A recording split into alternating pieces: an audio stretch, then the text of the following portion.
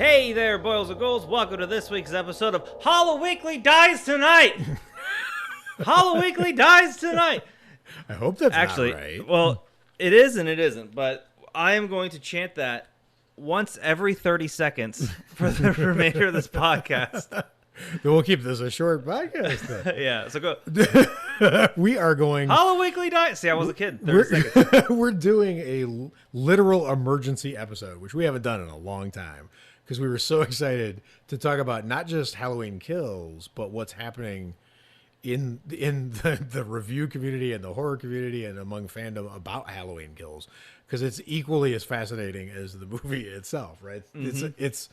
We had to jump in and be like, we got to talk about this. Thursday was too far. Right, right, exactly. And I'll explain like a little bit of what I thought about it. I want to try something with you first, just because this is blowing my mind. I'm excited. I decided to just randomly Google right before we started divisive horror movies. Right, so I just whatever the first list that came up, I was like, I'll pick it. Right. Okay. So I picked it, and this is what I've got. I've got The Witch, Hush, It Comes at Night, Mother! The Blair Witch Project, Hereditary, Paranormal Activity, and The Babadook. Oh, and then Human Centipede and The House that Jack Built, which is hilarious.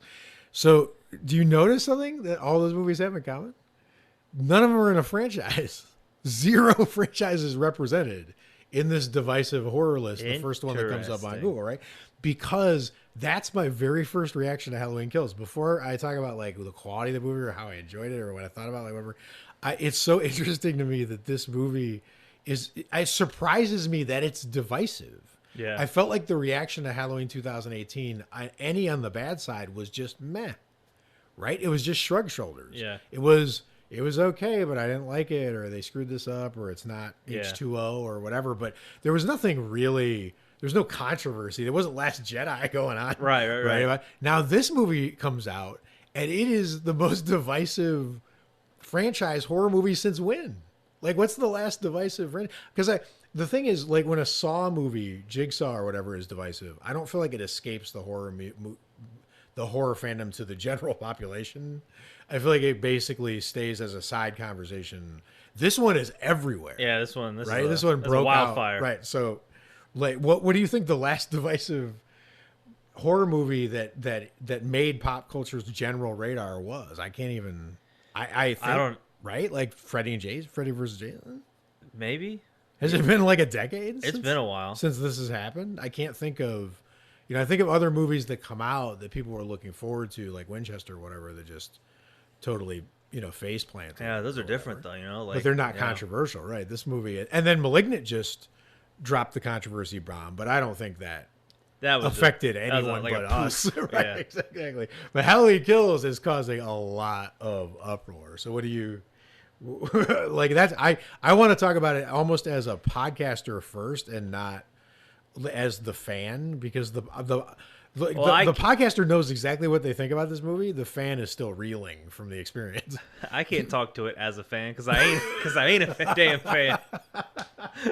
All right, but no. The podcast, I guess from the culture review, like that side, I'm seeing a lot of really interesting conversations, and that's kind of why we got into this in the first place. Was we just posted a picture of Possession 1981 and it had like 200 likes in 5 minutes. Like, that's the kind of place we wanted to be at, right? Yeah. So now that these things are happening, I'm starting to see these really interesting conversations where people are saying something like Halloween 78, Halloween 2018, and this one are my timeline, and they're from a certain age group that doesn't want to be left out of the Halloween phenomenon, but also doesn't want what they see as boring Michael Myers, right? Yeah. So what they're saying to us, I think, if I could translate for that, like that group that's fighting for this, is this movie gets... So 2018 got Jamie right, and this one got Michael right. And that's what they're having fun with, is that the movies are getting one major character right each time, even though they're getting a lot of other stuff wrong. And no other except in flashes... Like, the Halloween franchise hasn't gotten Michael generally right since 2, maybe. Yeah. Right? There are scenes where they get it right in all the sequels later, basically, almost all sequels later, but they're just moments sustained across the whole movie getting it right. Like 2018 got Jamie Wright through the whole movie, and this one got Michael Wright through the whole movie. I know there's all kinds of stuff wrong, so come at me. It's kind of like the floor the firefighter fell through. Like Michael was the floor, and the guy broke through it, and everything underneath it that wasn't Michael was awful. Tell me what you think, because your experience. So I personally did not like, and we were talking about on the drive there. I was like, I want to go in. Like, I wasn't the biggest fan of 2018, but it kind of grew on me. Mm-hmm. But then as we were driving, I was like, I want to go in with as blank slate as possible. Like, I really want to try to, like, soak this in and like really, really try to enjoy it. But man, if I have to hear "Evil Dies Tonight" one more time, or Laurie go like, "It's my fault," like that was like 90%. or just the meme we just posted. The Evil. Do you want to hear the most annoying sound in the world? Big John, Little John. Like they call to each other 1,000,000 times for some reason. It was good. But I immediately was looking up what other people. We're saying, obviously, because you want to like see if anyone like feels the way you feel, or if someone can point out something else that might move your opinion a little or change your mind a bit, right? And I didn't really find any of that, but there's a lot of people who enjoyed the fact that it was just he killed a bunch of people, right? And if that's what you wanted out of it, and that's what you got. Right. Congratulations. Like I'm seriously, like I'm happy for you. Like you got to have that experience. Because they've been Michael Myers good kill starved for a long time. But okay. But man, there's just so many things in there. Like I actually got bored in the hospital scene. Like when they were talking, like I kind of like rested my eyes for a second. So I was like, man, I just don't give a shit. Which you don't expect from a Halloween film. No. Like you expect a lot of things, even on the bad side, but you don't expect to get sleepy. No. Right. Did not expect that. So the hospital roundabout sequence, that's Scooby-Doo, where they were running around like spy versus spy for 15 minutes. I'll say So that the biggest thing overall was like I think the dialogue was pretty bad. Yes. Like god awfully bad in so many places. And they ham-fisted a lot of ideas of like, we're the monsters now. You're Michael, and I'm like, okay. Right. I feel like they talk in Rod Serling intro speak. Yeah, well, all the time. It felt like they were spoon feeding. Halloween Kills, to me, treated the audience like it was stupid. Right. Or that they thought a lot of people would be watching it in some kind of format where they weren't getting a lot of the explanations or the words. They were watching on a really small screens and just getting visuals. And they wanted to make sure they had 5 chances to explain to you what was going to happen, which is weird. Yeah, especially considering like Halloween's not like a real convoluted like idea. It's just it is now. And yeah, it is kind of now. I did so. I will say this because there's a lot that I really didn't like, but what I'm interested in is I saw one comment on a movie thread saying that he saw, and hopefully this is all true, but I guess we're gonna find out that he saw an earlier cut, which I guess is gonna come out in Blu-ray. Okay, I heard something about this. They re-edited some scenes, so I guess the choreography of the fights when they were beating down Michael wasn't kind of scrambled. It wasn't as scrambled in the cut he saw, right? But in the one that we saw in the theater, like they were doing all these weird zoom ins, and like it just felt really kind of confusing. Yeah, it felt soap opera-y a little bit, like telenovela, like slow. It really did. It was a weird sequence. And then they say the ending, apparently, in what he saw was Laurie gets a call. Spoilers. And no, it's not. Well, it's not the theatrical cut. Laurie gets a call and hears Michael breathing, and then she grabs a knife and walks out, and that's where it cuts. And that's how it ends. Okay, because that's a callback to the end of the first one, and it's with just the breathing and the and it also kind of has that Kong versus Godzilla level build up of like, okay, now we're going there, which compared to the ending of this film, which we'll talk about later, I thought was like really kind of stupid. Right. Well, that would be the ending. That ending that you're talking about would be a great teaser trailer. Yeah. Right. So I wonder if they pulled it to be a teaser trailer, right? Like because it sounds like the perfect, if you had to give me 30 seconds to get me excited to see ends. Yeah. What you just described would be the way to go. What'd you think? So I hated all the things that you're talking about. I'm still curious. I'm curious from your point of view, what you think the worst unforgivable thing is, and then what was just like bad, but you could overlook, because part of this part of what's happening to me with my experience of this movie is I hated a lot of what you're talking about just as much as you did. I despised the way that we were being manipulated, almost like those safety rails they put on gutters at bowling alleys to make sure that we didn't go off track, that we knew exactly how we were supposed to feel about each set of people that was getting killed or introduced to us or whatever. It was like that was annoying as hell. But part of what's happening to me is that I feel like this is one of those miracles where someone, when they do the bad stuff, their bad things are hilariously bad in a way that's going to be like cult age well, right? Because let's be honest, Halloween 2, the original Halloween 2, those characters aren't written in Shakespeare, right? I mean, there are some really caricature characters in there. There are characters that they couldn't have spent more than 5 minutes about their backstory in their heads, any person creating them or writing for them. That movie was a very streamlined. It was like a bullet, which is, whatever. But so this movie has some really goofy shit in it, but that movie did too. Like Halloween did too, right? Halloween 2, one of the reasons that Halloween 2 originally bothered me was it sidelined Jamie so much. And it's happening again. Like almost a perfect copy in a weird way. And I didn't notice it until afterwards and thought about what Jamie Lee, how they were advancing her, what they were giving us from her character. And then I realized nothing. And then I was like, what is this? And then I realized the same thing happened in Halloween 2, sort of. Like, so it's making some weird echoes with its past DNA, which I find are interesting, right? I think there's some really fun bad stuff. The Big John, Little John, all that stuff is objectively hilarious. Like Evil Dies Tonight is going to crack me up 10 years from now. I'm going to forget all about it. I'm not going to know anything about it. And there are movies that I will see this year that are way better than this film. And then you could randomly quote me 10 years from now, and I won't know what the hell you're talking about, right?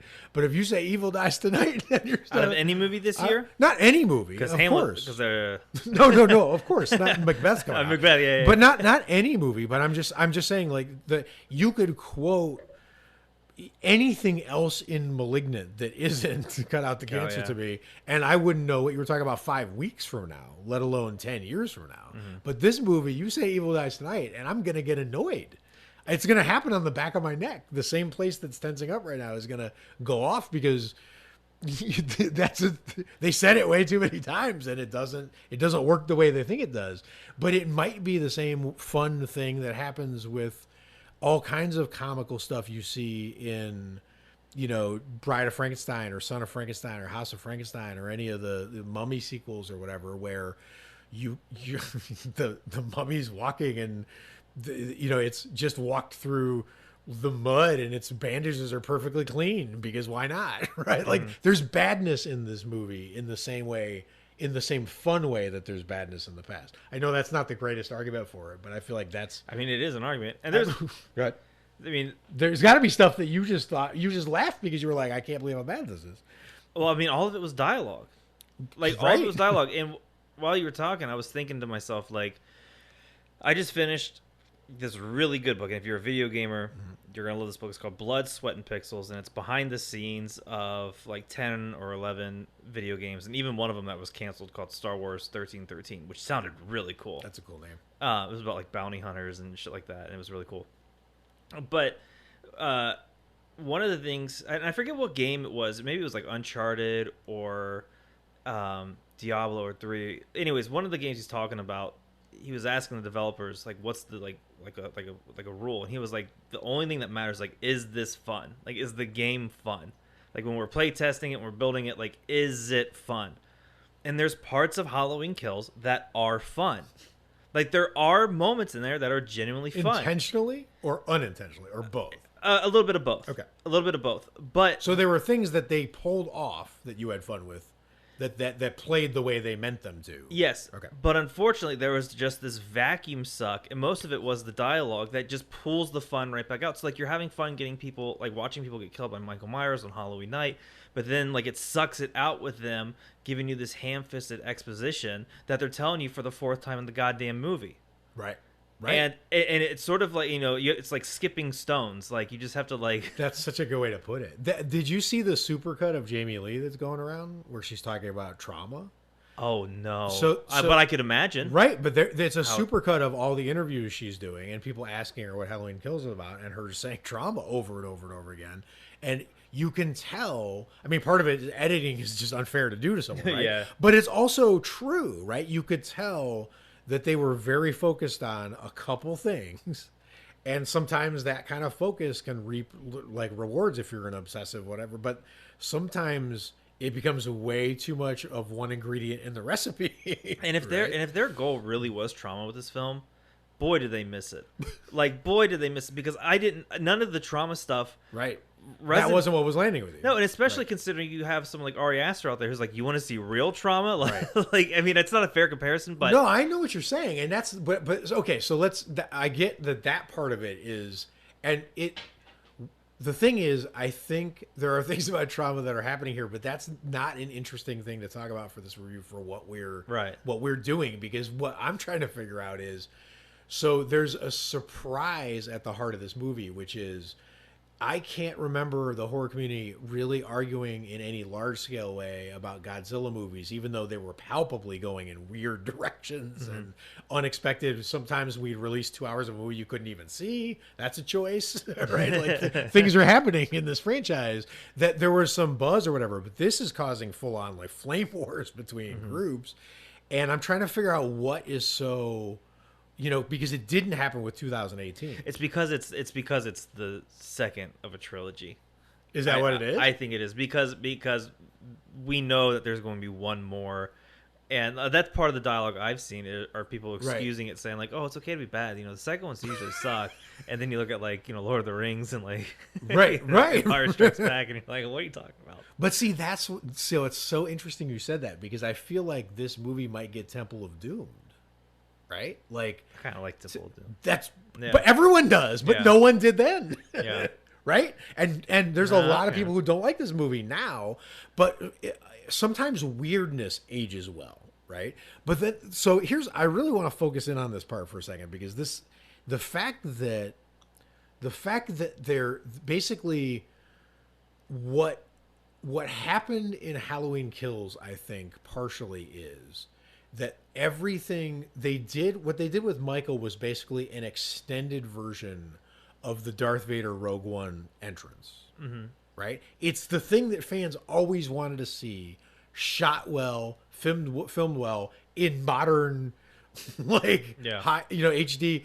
They wanted to see it. They wanted to see it done well, and they didn't want any obvious thing that screwed it up, like, for example, a terrible mask, or for example, the character wasn't moving right, or for example, the kills were unbelievably boring, or and this, none of that was happening. Michael looked frightening. He is scaring people again, right? That are watching Halloween Kills and loving the Halloween vibes and the fact that Michael has teeth again, right? Like, yeah. Well, I will say this one did have a little bit of that Rogue One Vader scene, and it was all the flashbacks. So let's talk about the best part of this movie. If the whole movie was a flashback, I would be singing such a different tune. How did they do such a good job with this? I don't know. So this is the opening of the movie, basically, because I think it cuts out a little back and forth. Yeah, I think they do a little back and forth between. But it's basically in the 70s, right? Yeah, like Go ahead, the same night that the original like Halloween takes place, like in the 70s with the hair, right? The big flashlights, right? So there's for frame of reference, there's parts of Twin Peaks: The Return at the end where David Lynch adds scenes that you knew must have been happening at the end of the old series, but you never got to see, and they're refilmed and dropped in. And it looks weird sometimes because you're seeing something really old being portrayed as new, but it looks new, and the old one looks old, and your brain's like, what the hell's going on? This is they did it so well. It felt like you were watching a movie like in the 70s. Right. It felt like they found footage that hadn't been used before. And right. put it into the movie. That was ridiculously good. It was so good. And then it was interesting where they took it. Mm-hmm. They didn't drop the ball on that storyline, at least, right? It was interesting what was happening there. And then when they were leaving out of it, I was like, wait, don't go. As the movie left out it of the was so 70s, sad. I was like, right, it was like Wizard of Oz, like landing back in Kansas or something. I'm like, no, this place is amazing. Or landing in a Scooby-Doo hospital where crowds are running in and running out and running in and running out. I'm seeing so many Scooby-Doo references now, because of Scream and all. So, but yeah, I mean, so first of all, they did that well. It seemed to be written well, but I can't imagine. Well, that's not entirely true. Okay, why? There was that one line they kept repeating. Nothing interesting ever happens in Haddon. They get stabbed in the gut or something. Okay, so that part is amazing. Really well done. They have steroided up Haddonfield now, right? So in the original Halloween 2, you get to see more of Haddonfield than you did in Halloween 1. You go to different places, and that's part of, I think, its charm. Like what fans were, you got to add a little to the mythology, like a couple locations, right? This one decides to do that, but do it 10x. Probably way too much, right? Because Haddonfield can't support this kind of mythology. The problem with the original one is it was so streamlined. Yeah. I mean, it was literally, you're in a boat, it's Jaws, it's heading towards you, nothing's deterring it. It's not taking a break, it's not taking a detour, right? It's coming straight at you. Halloween 78 came straight at you, and now this one has to do so much world building and mythology explaining and all that stuff that it can't be streamlined. And I feel like that works against it. Haddonfield is, I had a hard time like figuring out like the geography of Haddonfield. Not that like some movies. No, like, I agree. Like the first thing that popped in my head when you were saying that was Trick or Treat, the anthology. Like you sort of get to know that whole area relatively quick. Right, and when you come back to a location from a different POV, you're excited to be back. Yeah. That's the key part, is you're excited to be back, right? Like when it cuts back to the backyard and the neighbors are spying each other, but now you know why you're here, or you're in the alley where the werewolf, the vampire, all that stuff is at. Like, that's great. But we cut to places and we're like, wait, why are we back here again? Yeah, like that random bar off the road. Like, and the other thing was, in Haddonfield, Michael C. Hall, what's his name in the movie? Anthony Michael Hall? Michael Tommy. C. Hall. Yeah, right. Now I'm thinking of Dexter. Tommy Doyle, right? Yeah. When he was like running around getting everyone to like help fight the cause, I was thinking about like my hometown of Springfield, and there was some crazy guys like, hey, we have a fight here. A lot of people were like, get lost. Get lost. Right. Well, supposedly the gift of his, that silver-tongued devil, he was, Pied Pipering everyone to join the cause with his genius marketing chants. Everyone, we're going to chant Evil Dies Tonight, and we're all going to hunt this guy down. Except we're not going to actually hunt him. We're just going to beat him up for about 26 seconds, right, and then immediately turn our backs and walk away on the unstoppable killing machine. Got it? Break. Right.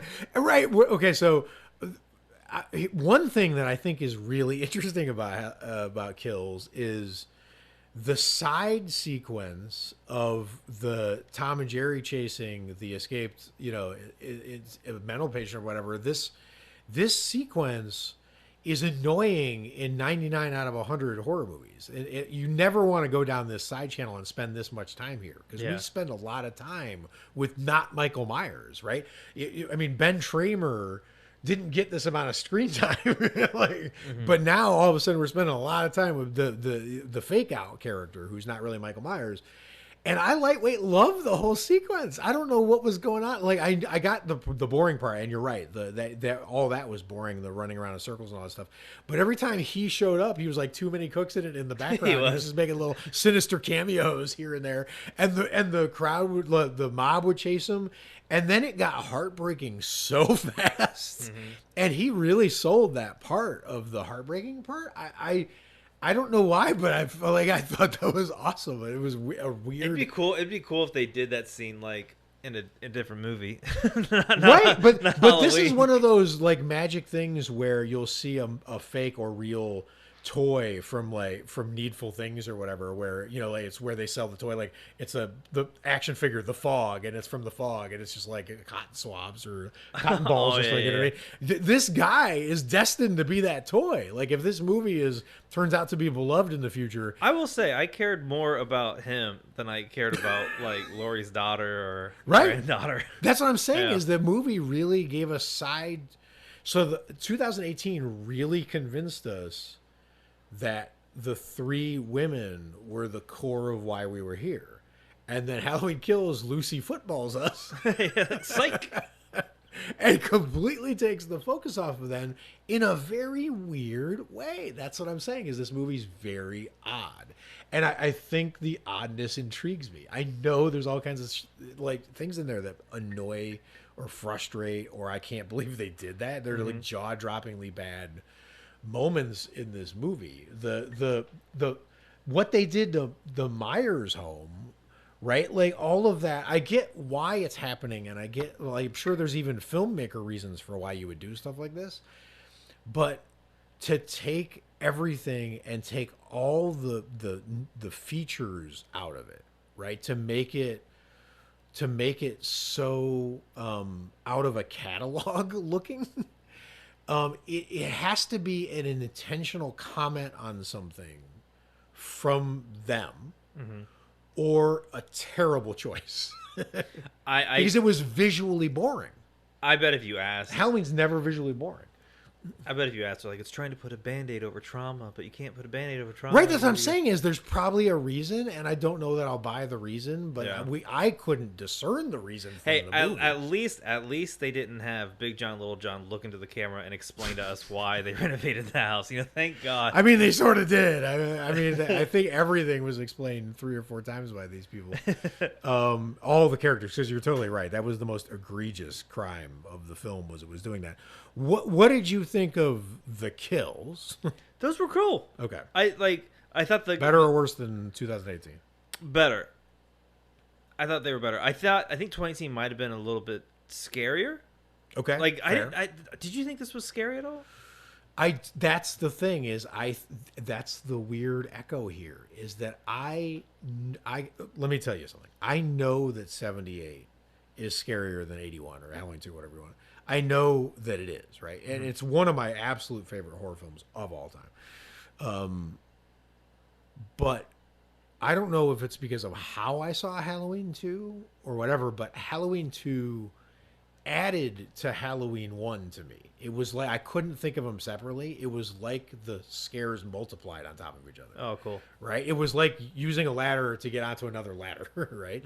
So I feel like this one has some of that going on, because I have what he was doing in 2018 I have in my head while I'm watching this one, and that means that I'm trying to put together what's the pattern to this, right? Like he's doing all these kills, but why, right? We sort of thought of it as the babysitter killer, and then we thought of it as kind of like the anyone gets in my way while I'm on my personal mission. Yeah. But he's killing certain people in certain ways in these movies, and I'm trying to figure out why. And I think adding what happened here to what was happening in 2018 is where it's getting more interesting for me. Does that make sense? Yeah. I mean, there's room for this to for the people like me who didn't like it. Oh, totally. Like there's room for them to stick the landing, but I mean, this is what I also read, that they were supposed to shoot this back to back. Right. Because of the pandemic, they didn't, and I think Bloody Disgusting just now reported that the script has been approved by John Carpenter. For the last one. Okay. So maybe we lucked out by them not shooting it back to back and them waiting a little bit. Right. That's my hope, is that hopefully they got like their writing chops on or sharpened them or did, whatever. Like maybe, because I think what was bad in 2018 got worse here. I'm afraid we're heading in I like 2018 more than in the wrong trend. Yeah. Right? Like the things in 2018, namely the doctor, right? So everything that you would expect someone who thought of the doctor and executed the way they did, everything you feared they might mess up here, they kind of did.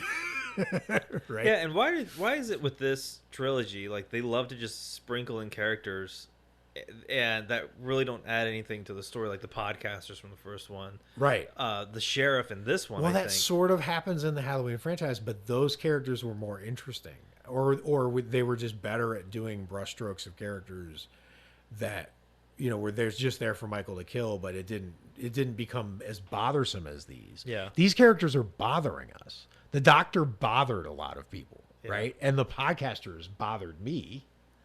Right, you could take all the podcasting sequences out of 2018, and that movie gets better. I agree with you. Right? Yeah. So what could you take out of Halloween Kills, and the movie gets better? Well, any Say time. the writing. I mean, It's a silent movie. it's a. 2000, bold choice. I was gonna say, if you cut out every time they say "Evil dies tonight," I think you can shave like 12 minutes of the thing. I don't know if it makes it a better movie. That's valid. I don't know what. Okay, so like that's interesting. What would you do to make it a better movie? Like legitimately, not trying to be funny. Like, I don't think you can take anything out to make it a better movie. That's what's interesting about it. I think you have to make different choices. To make it a better movie. no. Like 2018, you but- could just remove things and make it a better movie. No, I think there are some things, maybe not as big, but I do think if you took out a lot of them explaining to the audience what's happening, it would take out some of. It would be like pulling back. Right, but power that's not fair. What you got to do is you got to take a thread, like a blank, and just pull the whole thread, right? So I'm pulling all of the podcaster out of 2018. Well, then I would pull all of the characters giving exposition. That's cheating. That's just a bunch of characters. That's a bunch of moments. That's not pulling one thing out of it. Like if you gotta say like Big John and Little John. I'm viewing it as an editor. Like I'm looking at true. Well, you're actually trying to make it better. pulling the no, okay, but if we had to do it that way, I mean I like Michael McDonald, I think is his name. Yeah, they Dude were from great. Mad They were TV. fine. They just said Big John and Little John way too much. I agree, but I wouldn't take them out because They were fun. They were fun. I don't know. I can't think of anything. That's what I'm saying. Yeah. This is what I'm trying to tell you. There is more. You think 2018 is better than this, and so do I, really. But there is more you can easily point to in 2018 and be like, I'm taking that out. Here you can't do it, and that's weird. That is weird. Right? Very weird. And because what's missing here is that we didn't need to spend nearly as much time making references to mob mentality in the modern age. We all get it. And we didn't need to spend as much time away from the thing that got us there in the first place, that made us all want to see two more of these movies, which was the three women. Yeah. And we totally sidetracked from the most interesting story. And if you're going to do that, you need a really compelling reason to do that. And the thing is, you could just go ahead and do that in Halloween 3 anyway. Yeah. Right, to save the weird detours for there, right? Like we could have. I wish I could give credit because I can never remember, but I saw a great tweet. I think it was Jordan who we follow, but I'm actually pulling it up because as soon as you said great tweet, I was like, I know exactly which one you're talking about. Right? Because it was such a good explainer for kind of what was wrong for that part of it. I'll talk while you. Yeah, it was search. Jordan. Yeah. Oh, I can't say her last name. Jordan. Here, you give it a stab. I can't say it to you, Jordan C, but I saw you screenshot it. So she said, hold on, I'll tell you where to follow her. Follow her at JORCRU. So, because she's amazing. So what she tweeted was, I feel like if the second movie had started instead with someone just saying, there's been a riot, it would have covered everything that happened in Kills and just move forward seamlessly. Nothing happened. Nothing mattered besides the one death that I can't forgive. So, which basically she's saying the whole Frankenstein mob call out universal sequence that they were doing here didn't matter. And I'm not sure I agree. I think there's things that were happening in the mob and the chasing the institutional guy that I liked, but you get the point of once Ends begins, it's going to start where we want it to be. Yeah. Right? Like that's where we all want to be, is 13 seconds in to where we all know the third movie's going to start. Yeah. And this movie stalled us from there. And I don't think it sold us on why, except for this is Michael's movie. That's what I think the best to me. It's not even an argument because it's the thing that I got excited about after I left the theater and started realizing, that there was so much in the movie that I hated. I don't think it's his masterpiece. No, that's across the line. Right. I know, but you're right. That's a terrible line. You're right. I think they knew what they had and they couldn't resist badly writing on top of it. Right? I don't know how to explain it, but anyway, it's because the first one couldn't be Michael's movie. It had to be Jamie's movie. And now if they pull it off and it's a joint movie at the end, it's the perfect whatever. It's just this one was such a bad detour in so many places that it detracts from the places it gets right. Like when I rewatch Terminator 2 at this point, I can never come fresh to that movie again. I've seen it 10 times. When I love something, I pay more attention to it, so I've got it more memorized and the details are more on lock, right? So there's just no way I can really experience that or sit through whatever, but I know that when the Terminators are going to face off after the guy blows himself up and the helicopter arrives and all that, it is such a perfectly executed sequence, whatever. And I feel like if I'm flipping through channels 4 years from now and Halloween Kills comes on and it's the start of any of the Michael's like on the move or kills or making decisions sequences, I'm just going to hang in until it goes back to them running around in circles doing, you're not paying attention. Meat. You're not paying attention to the dialogue. You're plus one. Plus one. You know what I mean? That's what I'm saying. There's no dialogue in those scenes, right? Like last thing, for this, but the scene where Michael's stalking the survivors and he's down to the one, she's hiding in the woods. The shots of him making his way through the woods, like the most sinister possible version of Bigfoot, was great. It was just the sounds, the atmosphere, the water the reflection, look, right? The water reflection, all of that is great. And I, in retrospect, I don't feel like I can say that about, I can only say in a lot of the sequels that it's fun or Donald Pleasance was there or whatever. By the way, Donald Pleasance. That was cool. Unbelievable. Like, what, I mean, just amazing stuff. But I want them to do, if Ends takes place all in the 70s, you and your whole family will buy tickets, I know. Twice. And I will too, but that's probably not what's going to happen. Anything else you wanted to cover about Halloween Kills? No. Just that I really was trying to go in there super blank, like the mask. Like the shape. Right. And the dialogue just kept pulling me out. Right. But there are some fun little roller coastery type hills, but overall you're not sold. But no. Well, I did and think to quote sold. Jamie Lee Curtis or to quote Laura, it's my fault. It's my fault. No, it's not your fault. But the weird thing is, now that you're saying that, I'm realizing. So this move has worked on you before. So you really like Texas Chainsaw 2003. Mm-hmm. Right? Yeah. Is there a new Friday movie? Did you like 09 or Freddy vs. Jason? Or I know you love Jason X. I like Freddy vs. Jason more than 09. So you like Freddy vs. Jason well enough, yeah. Right? So you like it more than Halloween Kills. Definitely. So it's possible to make one of these kind of movies and you're in and you love it. It's just that's what I'm saying. I hope them not doing it back to back benefits the writing of the second one, because they like we said at the beginning of the episode, they got Michael right. That we think. I don't trust them enough to know. But on face value, I would probably bet on it. They got it mostly, which a lot of the other movies haven't. Right. So keep that, keep that. Don't touch that dial. Right. And then fix the writing, fix the dialogue, and it doesn't have to be Aaron Sorkin level dialogue by any means. Just better. Halloween 3 has great dialogue. It doesn't have Michael, but it's got great, quotable, memorable dialogue. I mean, it's just do that. And you got the sex machine. Tom's sex machine. Now we might have dodged a bullet in the horror community if this had been a runaway successful, and maybe it is, but it doesn't feel like it is. It feels like it's. I think it'd be 50 million. It's financially successful, but I feel like it's very divisive, right? Oh yeah. So, but if it had been just runaway successful, everyone has to do this, run out and do this, they would have all tried this move, naming things Kills and Ends.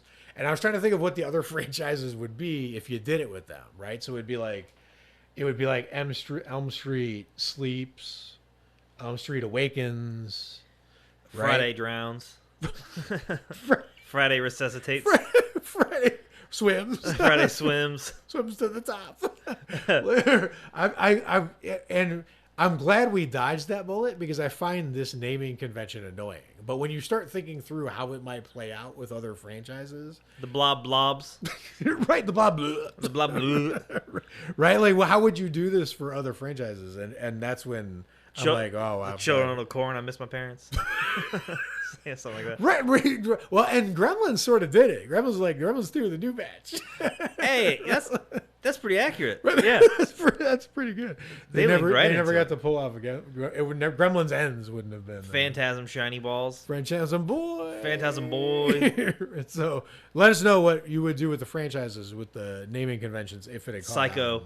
checks in. Psycho. Checks out. we got the next franchise, Universal. Come see. Where's my check? Come see, come see us. And if you can't pay us a check, you can pay us back. By subscribing.